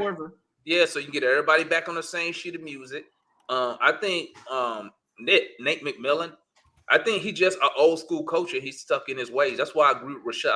I don't think he's the one that's gonna lead us to a title because one, you're gonna need a coach that's a little bit more I'm just gonna say this open-minded, like who's not afraid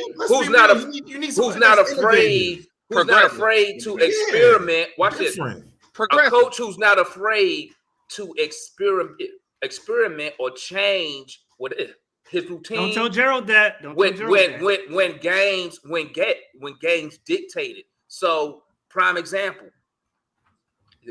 You got us playing Toronto. We getting killed on the boards. Why not put Tank in there and see what happens? Why not? Yeah. But Nate, he like to stick to, and just like he stick to the same rotation. The only time he changes rotation is foul trouble. He don't change it for nothing else. You know exactly what I could tell you. At that 4-minute mark, DeJounte come out the game. At that first dead ball, after the 6-minute mark, that's when Okongwu comes in. It's the same rotation. And then he'll rotate. Sometimes he'll bring, like tonight, he brought Hunter. He took Hunter and John out at the same time. Sometimes he'll just sub them all out. But he does it at the same time. And he just does it because it's his routine. He doesn't do it. He don't sub. Have y'all ever heard what Kobe told Julius Randle? What? He said, you're a great player when a team knows what you're going to do and you can do it anyways and you can execute anyways. A great team, it ain't about tricking people. It's about execution. Everybody knows what Golden State is trying to do. I mean, that's because everybody in pro sport every do NBA the same stuff. got their own rotation. Yeah, everybody do the same thing. But what I'm saying is, my point was, you have to be able to change your routine and make adjustments on the fly, regardless of your little schedule. There are wrinkles that I think he can do, and I do got one rebuttal. Kind of in Nate's defense about Tank. We put him in after we was blowed out, bro. He ain't give us nothing, bro. I wouldn't give you nothing either. You put me in and we down 30 for what? Well, I'm doing but I'm just saying, if he ain't really show us. He didn't even look able. No, but my point is this, Gerald. My point is this. My point is this. It's just situational ball. If I see I'm getting killed on the boards and I got a 7-footer beside me, don't forget now, Tank played the paint when he was in Wisconsin. Mm-hmm. Okay, he played majority in the paint, but he could step out and knock down the college three. I'm just saying, sometimes you got to say, you know what? Hey, man, go in there. Let me see what happens. 7 foot don't mean you can rebound. No, but 7 foot mean you can jump up and knock the ball out and not let the other team get the board. You don't know until you try. That's what I'm saying. Exactly. He don't even try nothing new. We don't even know if it's going to work. Watch this. Next game, write it down. 6-minute mark. Collins and Capela come out. 4-minute mark. DeJounte come out. At beginning of the fourth, Trey come out, DeJounte back in. It's with the whole second unit. It's the exact, and then halfway through, probably about the 8-minute mark of the second half, Trey come back in the game. It's the exact same rotation. I can tell you to a T. I do agree with that. Now in the third quarter, that's probably where you can kind of situationally like start doing your rotations. In the first half, you just got to play it through. You just got to play your rotation, and then once you see for the game. But here's something else, Gerald. In the first half, I'm gonna show you again where he just stick to the rotation. If I got DeJounte, say I got DeJounte out there and he's 6 for 6, why would I take him out the game? Why? Why would I let him keep going? He can't play all keep cooking. What? He can't play all 12 minutes. It ain't the NBA Finals. Why not? Trey play all 12 minutes in the first he quarter. Play all 12 minutes. Did y'all play all 12 minutes in the second quarter? Yeah. But listen to what I'm saying, guys. Listen to what I'm saying. I'm not saying do it all the time. I'm saying adjusting rotations and strategies due to certain situations. If I got DeJounte Murray in the first quarter, he 8 for 8. I'm keeping his ass in. Don't know. There's not a coach and I'll adjust that in the first. They do it all the time, bro. No, not in the first quarter. They don't, bro. Stop it, bro. Stop it. I'm sitting here watching every game, bro. He does it. It doesn't matter what DeJounte do. He coming out at the 4-minute mark. It don't matter what Collins do. I'm saying everybody does that. It don't matter what Collins do. He coming out at that 6-minute mark, the first dead ball. Him and the only time he will do an adjustment is with Akawu and Capela. If like with Valanciunas, he saw Valanciunas was bullying Onyeka, so he said Clint back in early. Then he wanted to. He always does it, bro. It never fails. Watch the game. You could time the substitution. No matter what happens. Every NBA team, they do the same. I don't care about every other NBA team, bro. Hold on. I don't care what they do. That? Steve Kerr does that. No, Steve Kerr has. Yes, he does. In the first half, they run their regular rotation. Like you can time their set. Who he take out? Who he take out in the first quarter, Rashad? Who he take out? Steve Kerr? Yeah, who he take out? I don't know. What's the rotation? I watched him this year. What you mean you don't know? So how you gonna say that? I haven't watched him this year. I just watched it. Boston How you gonna say Steve Kerr do it? How you gonna say Steve Kerr do it? And then when I say who, and then you be like, I don't know. I haven't watched him this year. That's what I'm saying. Don't do that. Listen, Boston don't do that. That's what the Warriors done. suck this year, bro. They getting it handed to them this year. Boston don't do that. But Gerald, like tonight in the third quarter, Jalen had it going in the first half, right? Yep. For our stat people like Rashard, he was the best plus minus versus Zion, and yet he left John Collins out there the whole damn third quarter while he did nothing and got killed on defense. Why wouldn't you say, okay, JJ got it going tonight and John Collins doesn't? Switch this up. Let me switch this up at the 6-minute mark. I've seen for 6 whole minutes John Collins do nothing, give me nothing. Why don't I switch it up and bring in this dude to see what he got going? Justin Holiday, 1 for 7 tonight. 1 for 7. It don't take 7 shots for me to see he don't got it going tonight. I could see, all his shots are short tonight. He don't got it going. Let me put in this dude to see if he got it going. I'm not asking him to perform brain surgery. Just do the simple stuff. I got you, but here's 1 second, Rashad. Yeah. I just thought about this. Another reason why I think a lot of teams, for the most part, stick to their rotation is because of the chemistry level that those 5 players at said time have on the floor. Mm-hmm. What chemistry our second unit got? So what? Our second unit what chemistry does our second unit have? Our second unit was a plus. Huh? Wasn't our second unit a plus? No, I'm saying this season, what you've watched in all our games thus far, what chemistry do we have with our second unit? Most of the time, it looks terrible. It's awful. Most games. No, I don't go. I really with the second unit. I don't necessarily go off of makes or misses. I go off the quality of the shot attempt. And that's bad too. Now, sometimes it is bad. But I do feel like we get more decent shot attempts than most other bench units in the NBA. I like our second unit. I like the way they play. I like the way the ball moves. I like the flow. They do come off the bench. I don't think we have the right players. And they come off the bench. You said what? I don't think we have the right players. Because Bogey missing. Yeah. Bogey. I got that part, but AJ has shown, at the very least, AJ has shown he's right here offensively. He got a high. He seems like he got a higher ceiling shooting wise over Justin Holiday.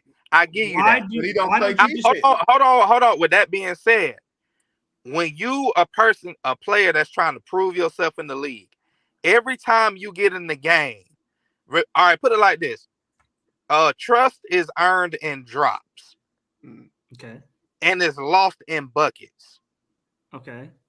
Meaning, every time AJ goes into the game, every time he has a good showing, he only earns a drop of trust because he's unproven. Let me finish. Now, eventually, it'll get to the point where the bucket's full or full enough to where, okay, let me go ahead and just give him his run, let him loose. Now, them first 2 games where he showed out, after that, he hasn't really done much. How many? But Gerald, two things. One, wouldn't you agree that is a old school way of thinking? Mm-hmm. Hold on. I do feel like it is old school, but I do feel like it's still relevant. That form of old school, I do feel like it's still relevant. But because what I'm saying in sports, it takes a lot to be able to trust a first time or a first year player in any sport regardless. Man, when you were in that draft room, you said, "Oh yeah, let's go get him. He can come right in and he can play." I mean, I get what you're saying, but basically what you're saying is that if you're a rookie and you're not on a rebuilding franchise, you don't get little to no development. You got you don't have the room for error to have any bad showings when you're trying to prove yourself. But that's my point, Jared. That's what I'm saying with old school thinking, because a new school would be like, okay, yes, he has to earn it. He has to earn it. He has to. Hold on. Let me ask this. I'm not gonna fight with you. I'm not gonna fight with you for about 8 minutes. Yeah. As a player, in them 8 minutes, okay, you need to show me something. Now 2 games out of the 0. Whoa, let me ask y'all this. No, let me ask y'all this. Justin Holiday showed many errors. Do y'all know what Golden State's record was before Klay Thompson came back last year? They had the second best record in the league. Mm-hmm. The second best record in the league, right? Mm-hmm. And what did Steve Kerr do? He took Jordan Poole out of the starting lineup and put Klay Thompson into the starting lineup. That's completely different. And they went on a slide in the regular season. But ultimately, it paid off. Why am I bringing that up? Because coaches understand it's about more than looking good. It's about more than making and missing shots. It's about executing and doing your job. That Jordan Poole situation. That Jordan Poole situation. That Justin Holiday does. Justin Holiday is a perimeter defender and a floor spacer. Oh, he's not. He's not. I haven't seen the idea of him. That's the idea. That's not who he I haven't is. seen Whether him. he make or miss the shots, you still have to guard him. The reason Jalen Johnson he's wide open. He's wide open. Now I'm a Capela guy, but Capela is somebody that you necessarily don't have to guard. Justin Holiday just cold right now. Yeah, that don't mean you don't have to guard. No one's rotating to him. No one's. So is Jalen Johnson. Jalen Johnson shooting worse than him. But he's not a shooter. He's not the profile player that you just Jalen Johnson ain't taking what did I just say? You have to prove that you can do your job. Because his job should not be. He has to be able to do what Justin does. Tell me, but his job should not be standing in the quarter shooting threes. That's not what he does. Bricking threes. Not his job. Bricking threes. He's That's bricking not his job. threes and getting beat off the dribble. I saw AJ Griffin give me feisty minutes on the defensive end. I saw him come in and knock down threes. And you telling me a dude that's been bricking threes since the beginning of the season? He only did it. But he only did it 2 games out of 9. If you argue for AJ over Jalen, who are you talking about, Gerald? AJ over Jalen, I'm with you. If you're arguing Jalen, no, he cannot. He can't do the same thing Justin does. Justin's not doing anything. Tell me what Justin does. He is a perimeter defender. Listen, no, he's not. He is a perimeter defender, and he is a floor spacer. Regardless of what he's doing, you have to guard him. All right, fine. Guess what? Trey Young is a floor spacer, and he is the best floor spacer on the team right now. And guess what? The defense, no matter what he's shooting, he is the best on the team right now. That's why I'm not saying bitch. I didn't say bitch Trey Young. I said Trey. No, what I'm Gerald. You're going based off of Justin Holiday from 6 years ago. Y'all going off a reputation versus what he actually is now. He's not that guy now. And he's bricking. I don't know why we have him, but he's bricking threes now. Now, man, I will concede. I used to like him.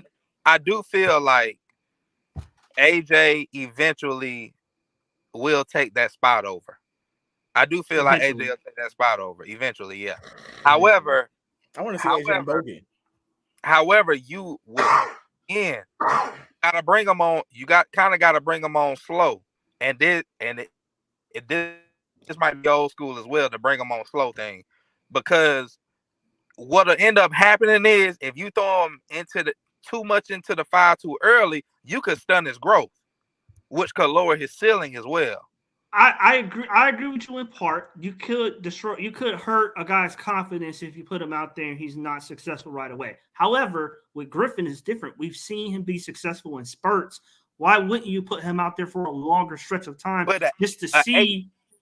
I also think that's situational on the position. Because I've been saying from day one that AJ does not have to do, like, if Jalen Johnson was messing up all over the place, his confidence could be shot because he's just not a shooter. All right. AJ Griffin is a great shooter over mid-40s in college. Okay. I agree. So bitch JJ and put AJ in. I agree. Man. But why are you gonna go with, but that's too small. You got AJ, Justin, Aaron, and that's too small. And that's not, I mean, and Jalen Johnson right now is playing better than Justin Holiday could ever dream of. No, he's not. I don't know about ever dream of it. He playing better. Jalen Johnson had a steal tonight. He was active on defense. What was Jalen Johnson's stat line? 11. I got it right here for you. 14 points. 11. For the year. 14 minutes. I don't want to hear about the year. No, I'm talking about tonight. Minutes. Tonight 5 points. 5 points, 50% shooting. He didn't have that tonight. 21% from 3. No, what was it tonight? Tonight he played 14 minutes. He played 14 minutes, had 11 points. No, 13 minutes and had 11 points. Yeah, he's 5 of 7 tonight. Huh? And 4 rebounds, an assist, and 2 steals.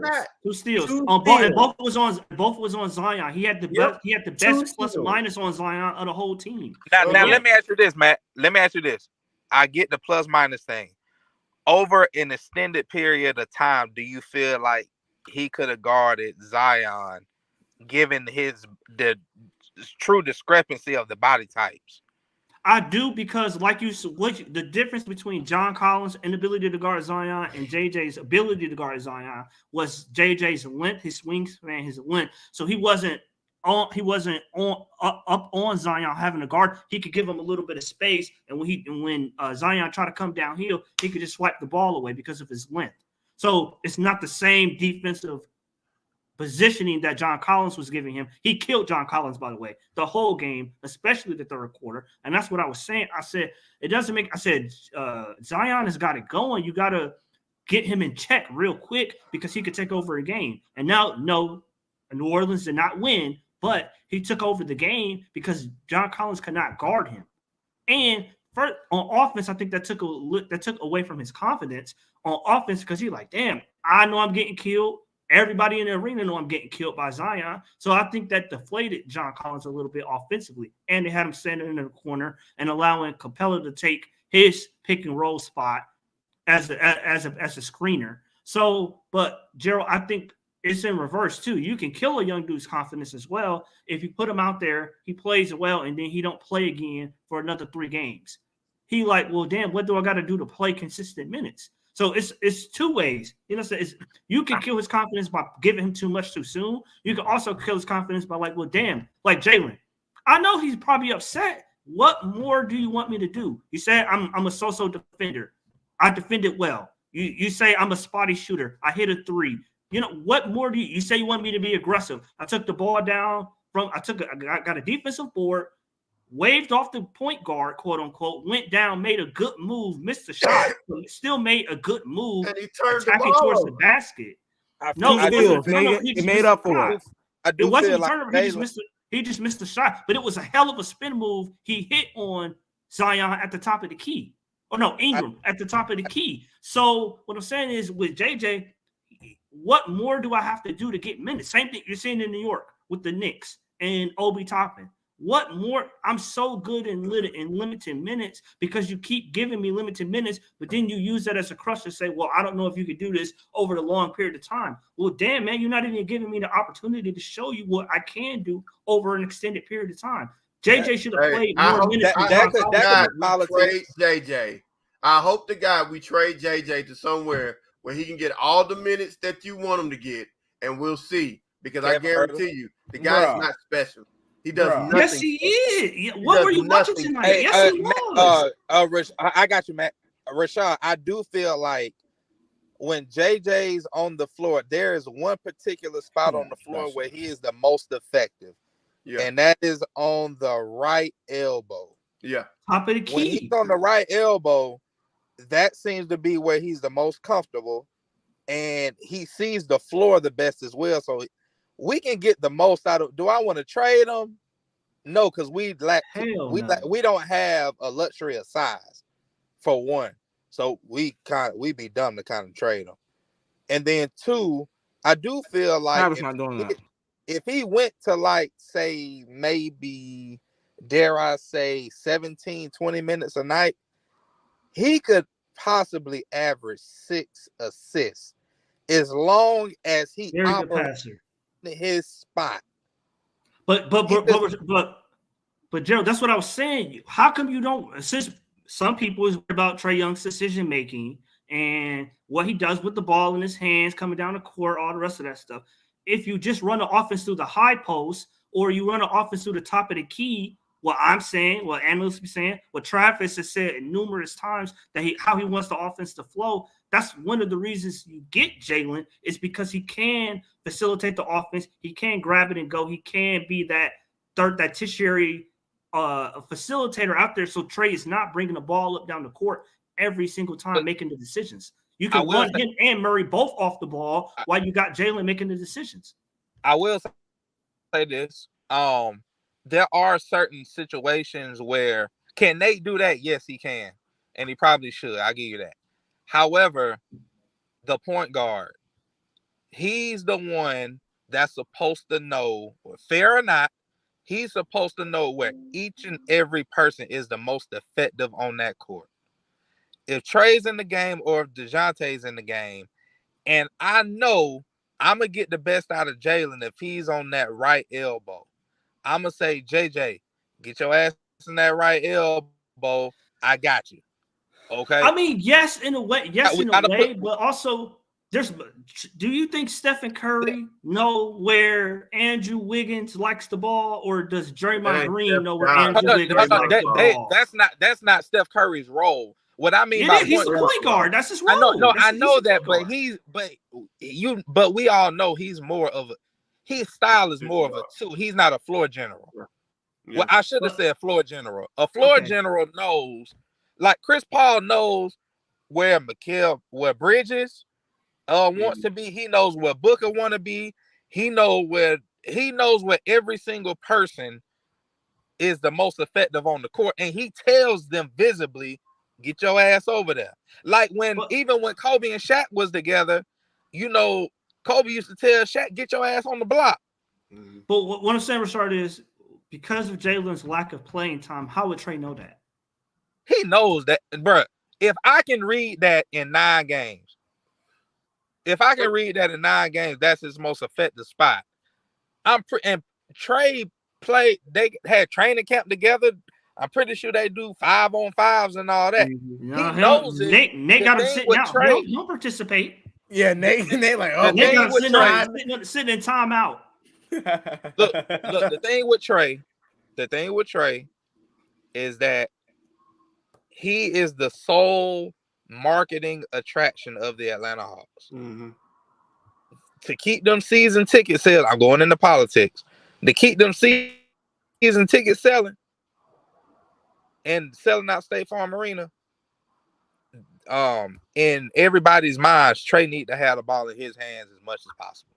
That's the main reason. He's selfish, and sometimes yes, but that's the main reason the ball is mainly in his hands. Well, and I'll say this, and I'll let you go, Nate. I mean, not Nate, man. Oh my gosh! I didn't have my raisin this morning or my smothered chicken and rice for dinner.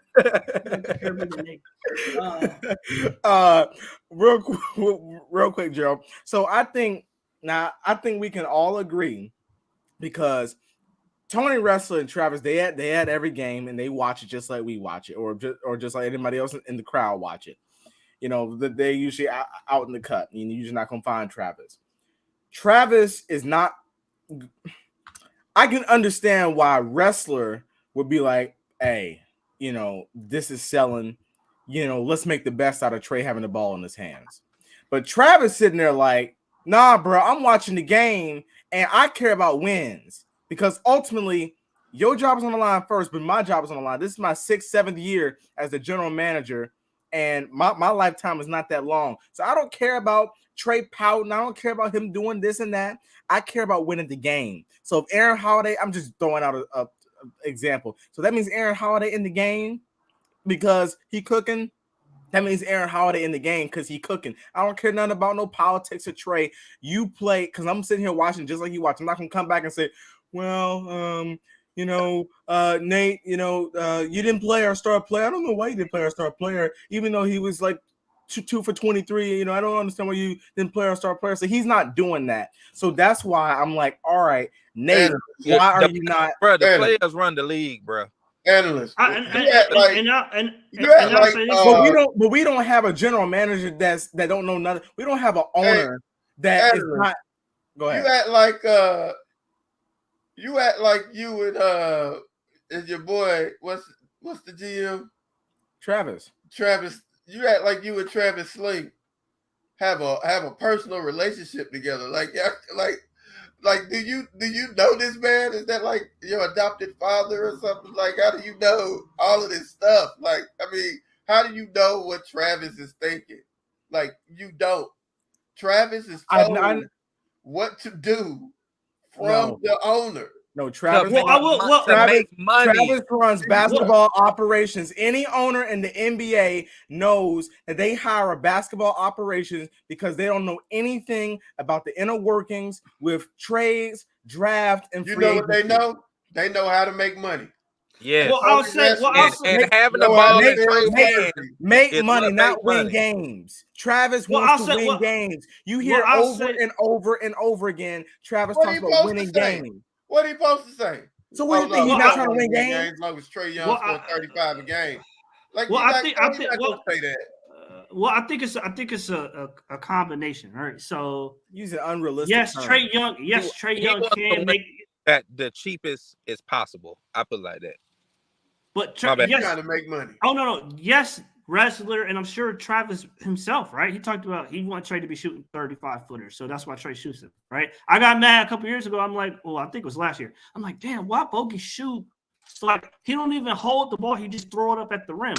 Until it was a radio thing, and Travis is like, well, I went up to Bogey after one of the games, and I told him, hey, dude, you only shot 8 times. I need you to be shooting like 12, 13 times because you're our best shooter. You can't shoot 8 times. That's unacceptable. You need to be shooting 12, 13 times to give us our offense more life. But so I think I'm not saying the ball should not end with Trey. I'm saying it should not begin with him. So you can use Jalen, you can use DeAndre, you can use DeJounte to make the offense more harder to guard, more multiple, and then you give Trey the ball. Now, all I'm saying is it doesn't have to be as simplistic as Trey something that he is. You're trying to say something that he isn't. He's not. He's not a Steph Curry, to where I'm not saying run him off a million screens to shoot, although you can't do that sometimes. I'm saying even if you want Trey Young to run a pick and roll 35 feet from the rim, and we got to watch it. How many possessions is in the game? 100. We got to watch it 89 times or 90 times out of 100, then run that high screen and roll. I'm just saying you can have somebody else bring the ball up the court and initiate the offense on one side, and then you can reverse the ball and run it the pick and roll on the opposite side. So you could do 2 things at one time. It's just it seems like we only do the one thing, which is the high screen and roll with Trey Young and or DeJounte Murray with a big. That's it. It just don't make sense to take that's. I mean, obviously he's not LeBron, but the only other person who I could think of who has the usage rate and is successful is really like LeBron in his heyday. Why would you keep the ball out of LeBron's hands? No, I'm saying you can give him the ball at the end, but the output is fine. He can have the ball at the output, just have a different input. But now you give Trey the ball with 12 seconds on the shot clock. He damn sure gonna be shooting 35 footers then, because now he got less time to actually make a decision with the ball. I get what both of y'all saying. I think this is what because I agree with Matt in this. Like, I do think that we saw it, for instance, last year, that Minnesota game was the first time I saw it, to where they would run Trey from the corner, and they would get him ISO, on extended touch. That way he can get into his shots early, particularly if they're double teaming him. And I do think that should be something that we should do. I don't mind. So here's one of the problems I have with Trey Young, particularly at the end of games, is he plays hero ball. And the way that you alleviate hero ball is you have to get the ball in everyone's hand, and you have to work to a quality shot. So at 8 seconds, if no one's shooting, and then the ball ends up in Trey's hand, now Trey, you can go ISO, but I don't need you starting ISO from 35, 40 feet out. I agree with that. 25 feet, so that as soon as you touch the ball, you are a threat. And so now 1 dribble, 2 dribble, shoot, 1 dribble, 2 dribble, pass, giving goals, everything's open with Trey. But I think that's a Trey problem though. I wish Mike was here too. Now, and Gerald, when you go home and you rewatch the game, I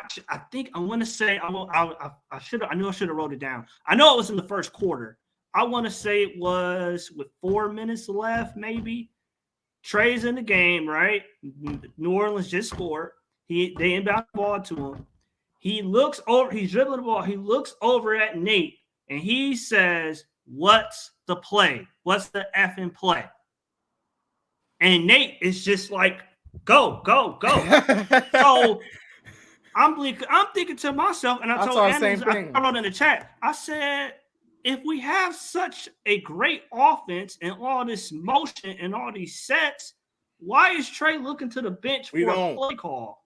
We don't. So it's pick and roll and the same old horns that we end up falling short. Why is So he? y'all And it's so y'all audible. don't It's think- audible, Gerald. You can hear it. It's audible. You you. can. And Nate was mad the rest of the game. He's Yep. over there. So y'all don't No, think. Could have been. So y'all don't think like he need to run the offense. So y'all don't We think have no offense. What are you talking? Go ahead, Gerald. Go ahead, Gerald. That's an exaggeration. We don't have a creative offense. I'll give you that, but not saying we don't have an offense. But We'd have been mad. If I Trey feel would've like put up at the end of the game in overtime, I do feel like it was creative to put Dre in the pick and pop action rather than the big. Yeah, because that gave us Dre was open, and then also that made that defender have to make a choice on Dre or the guy in the corner. Unfortunately, Trey killed him with his eyes and hit him with a Pat Mahomes.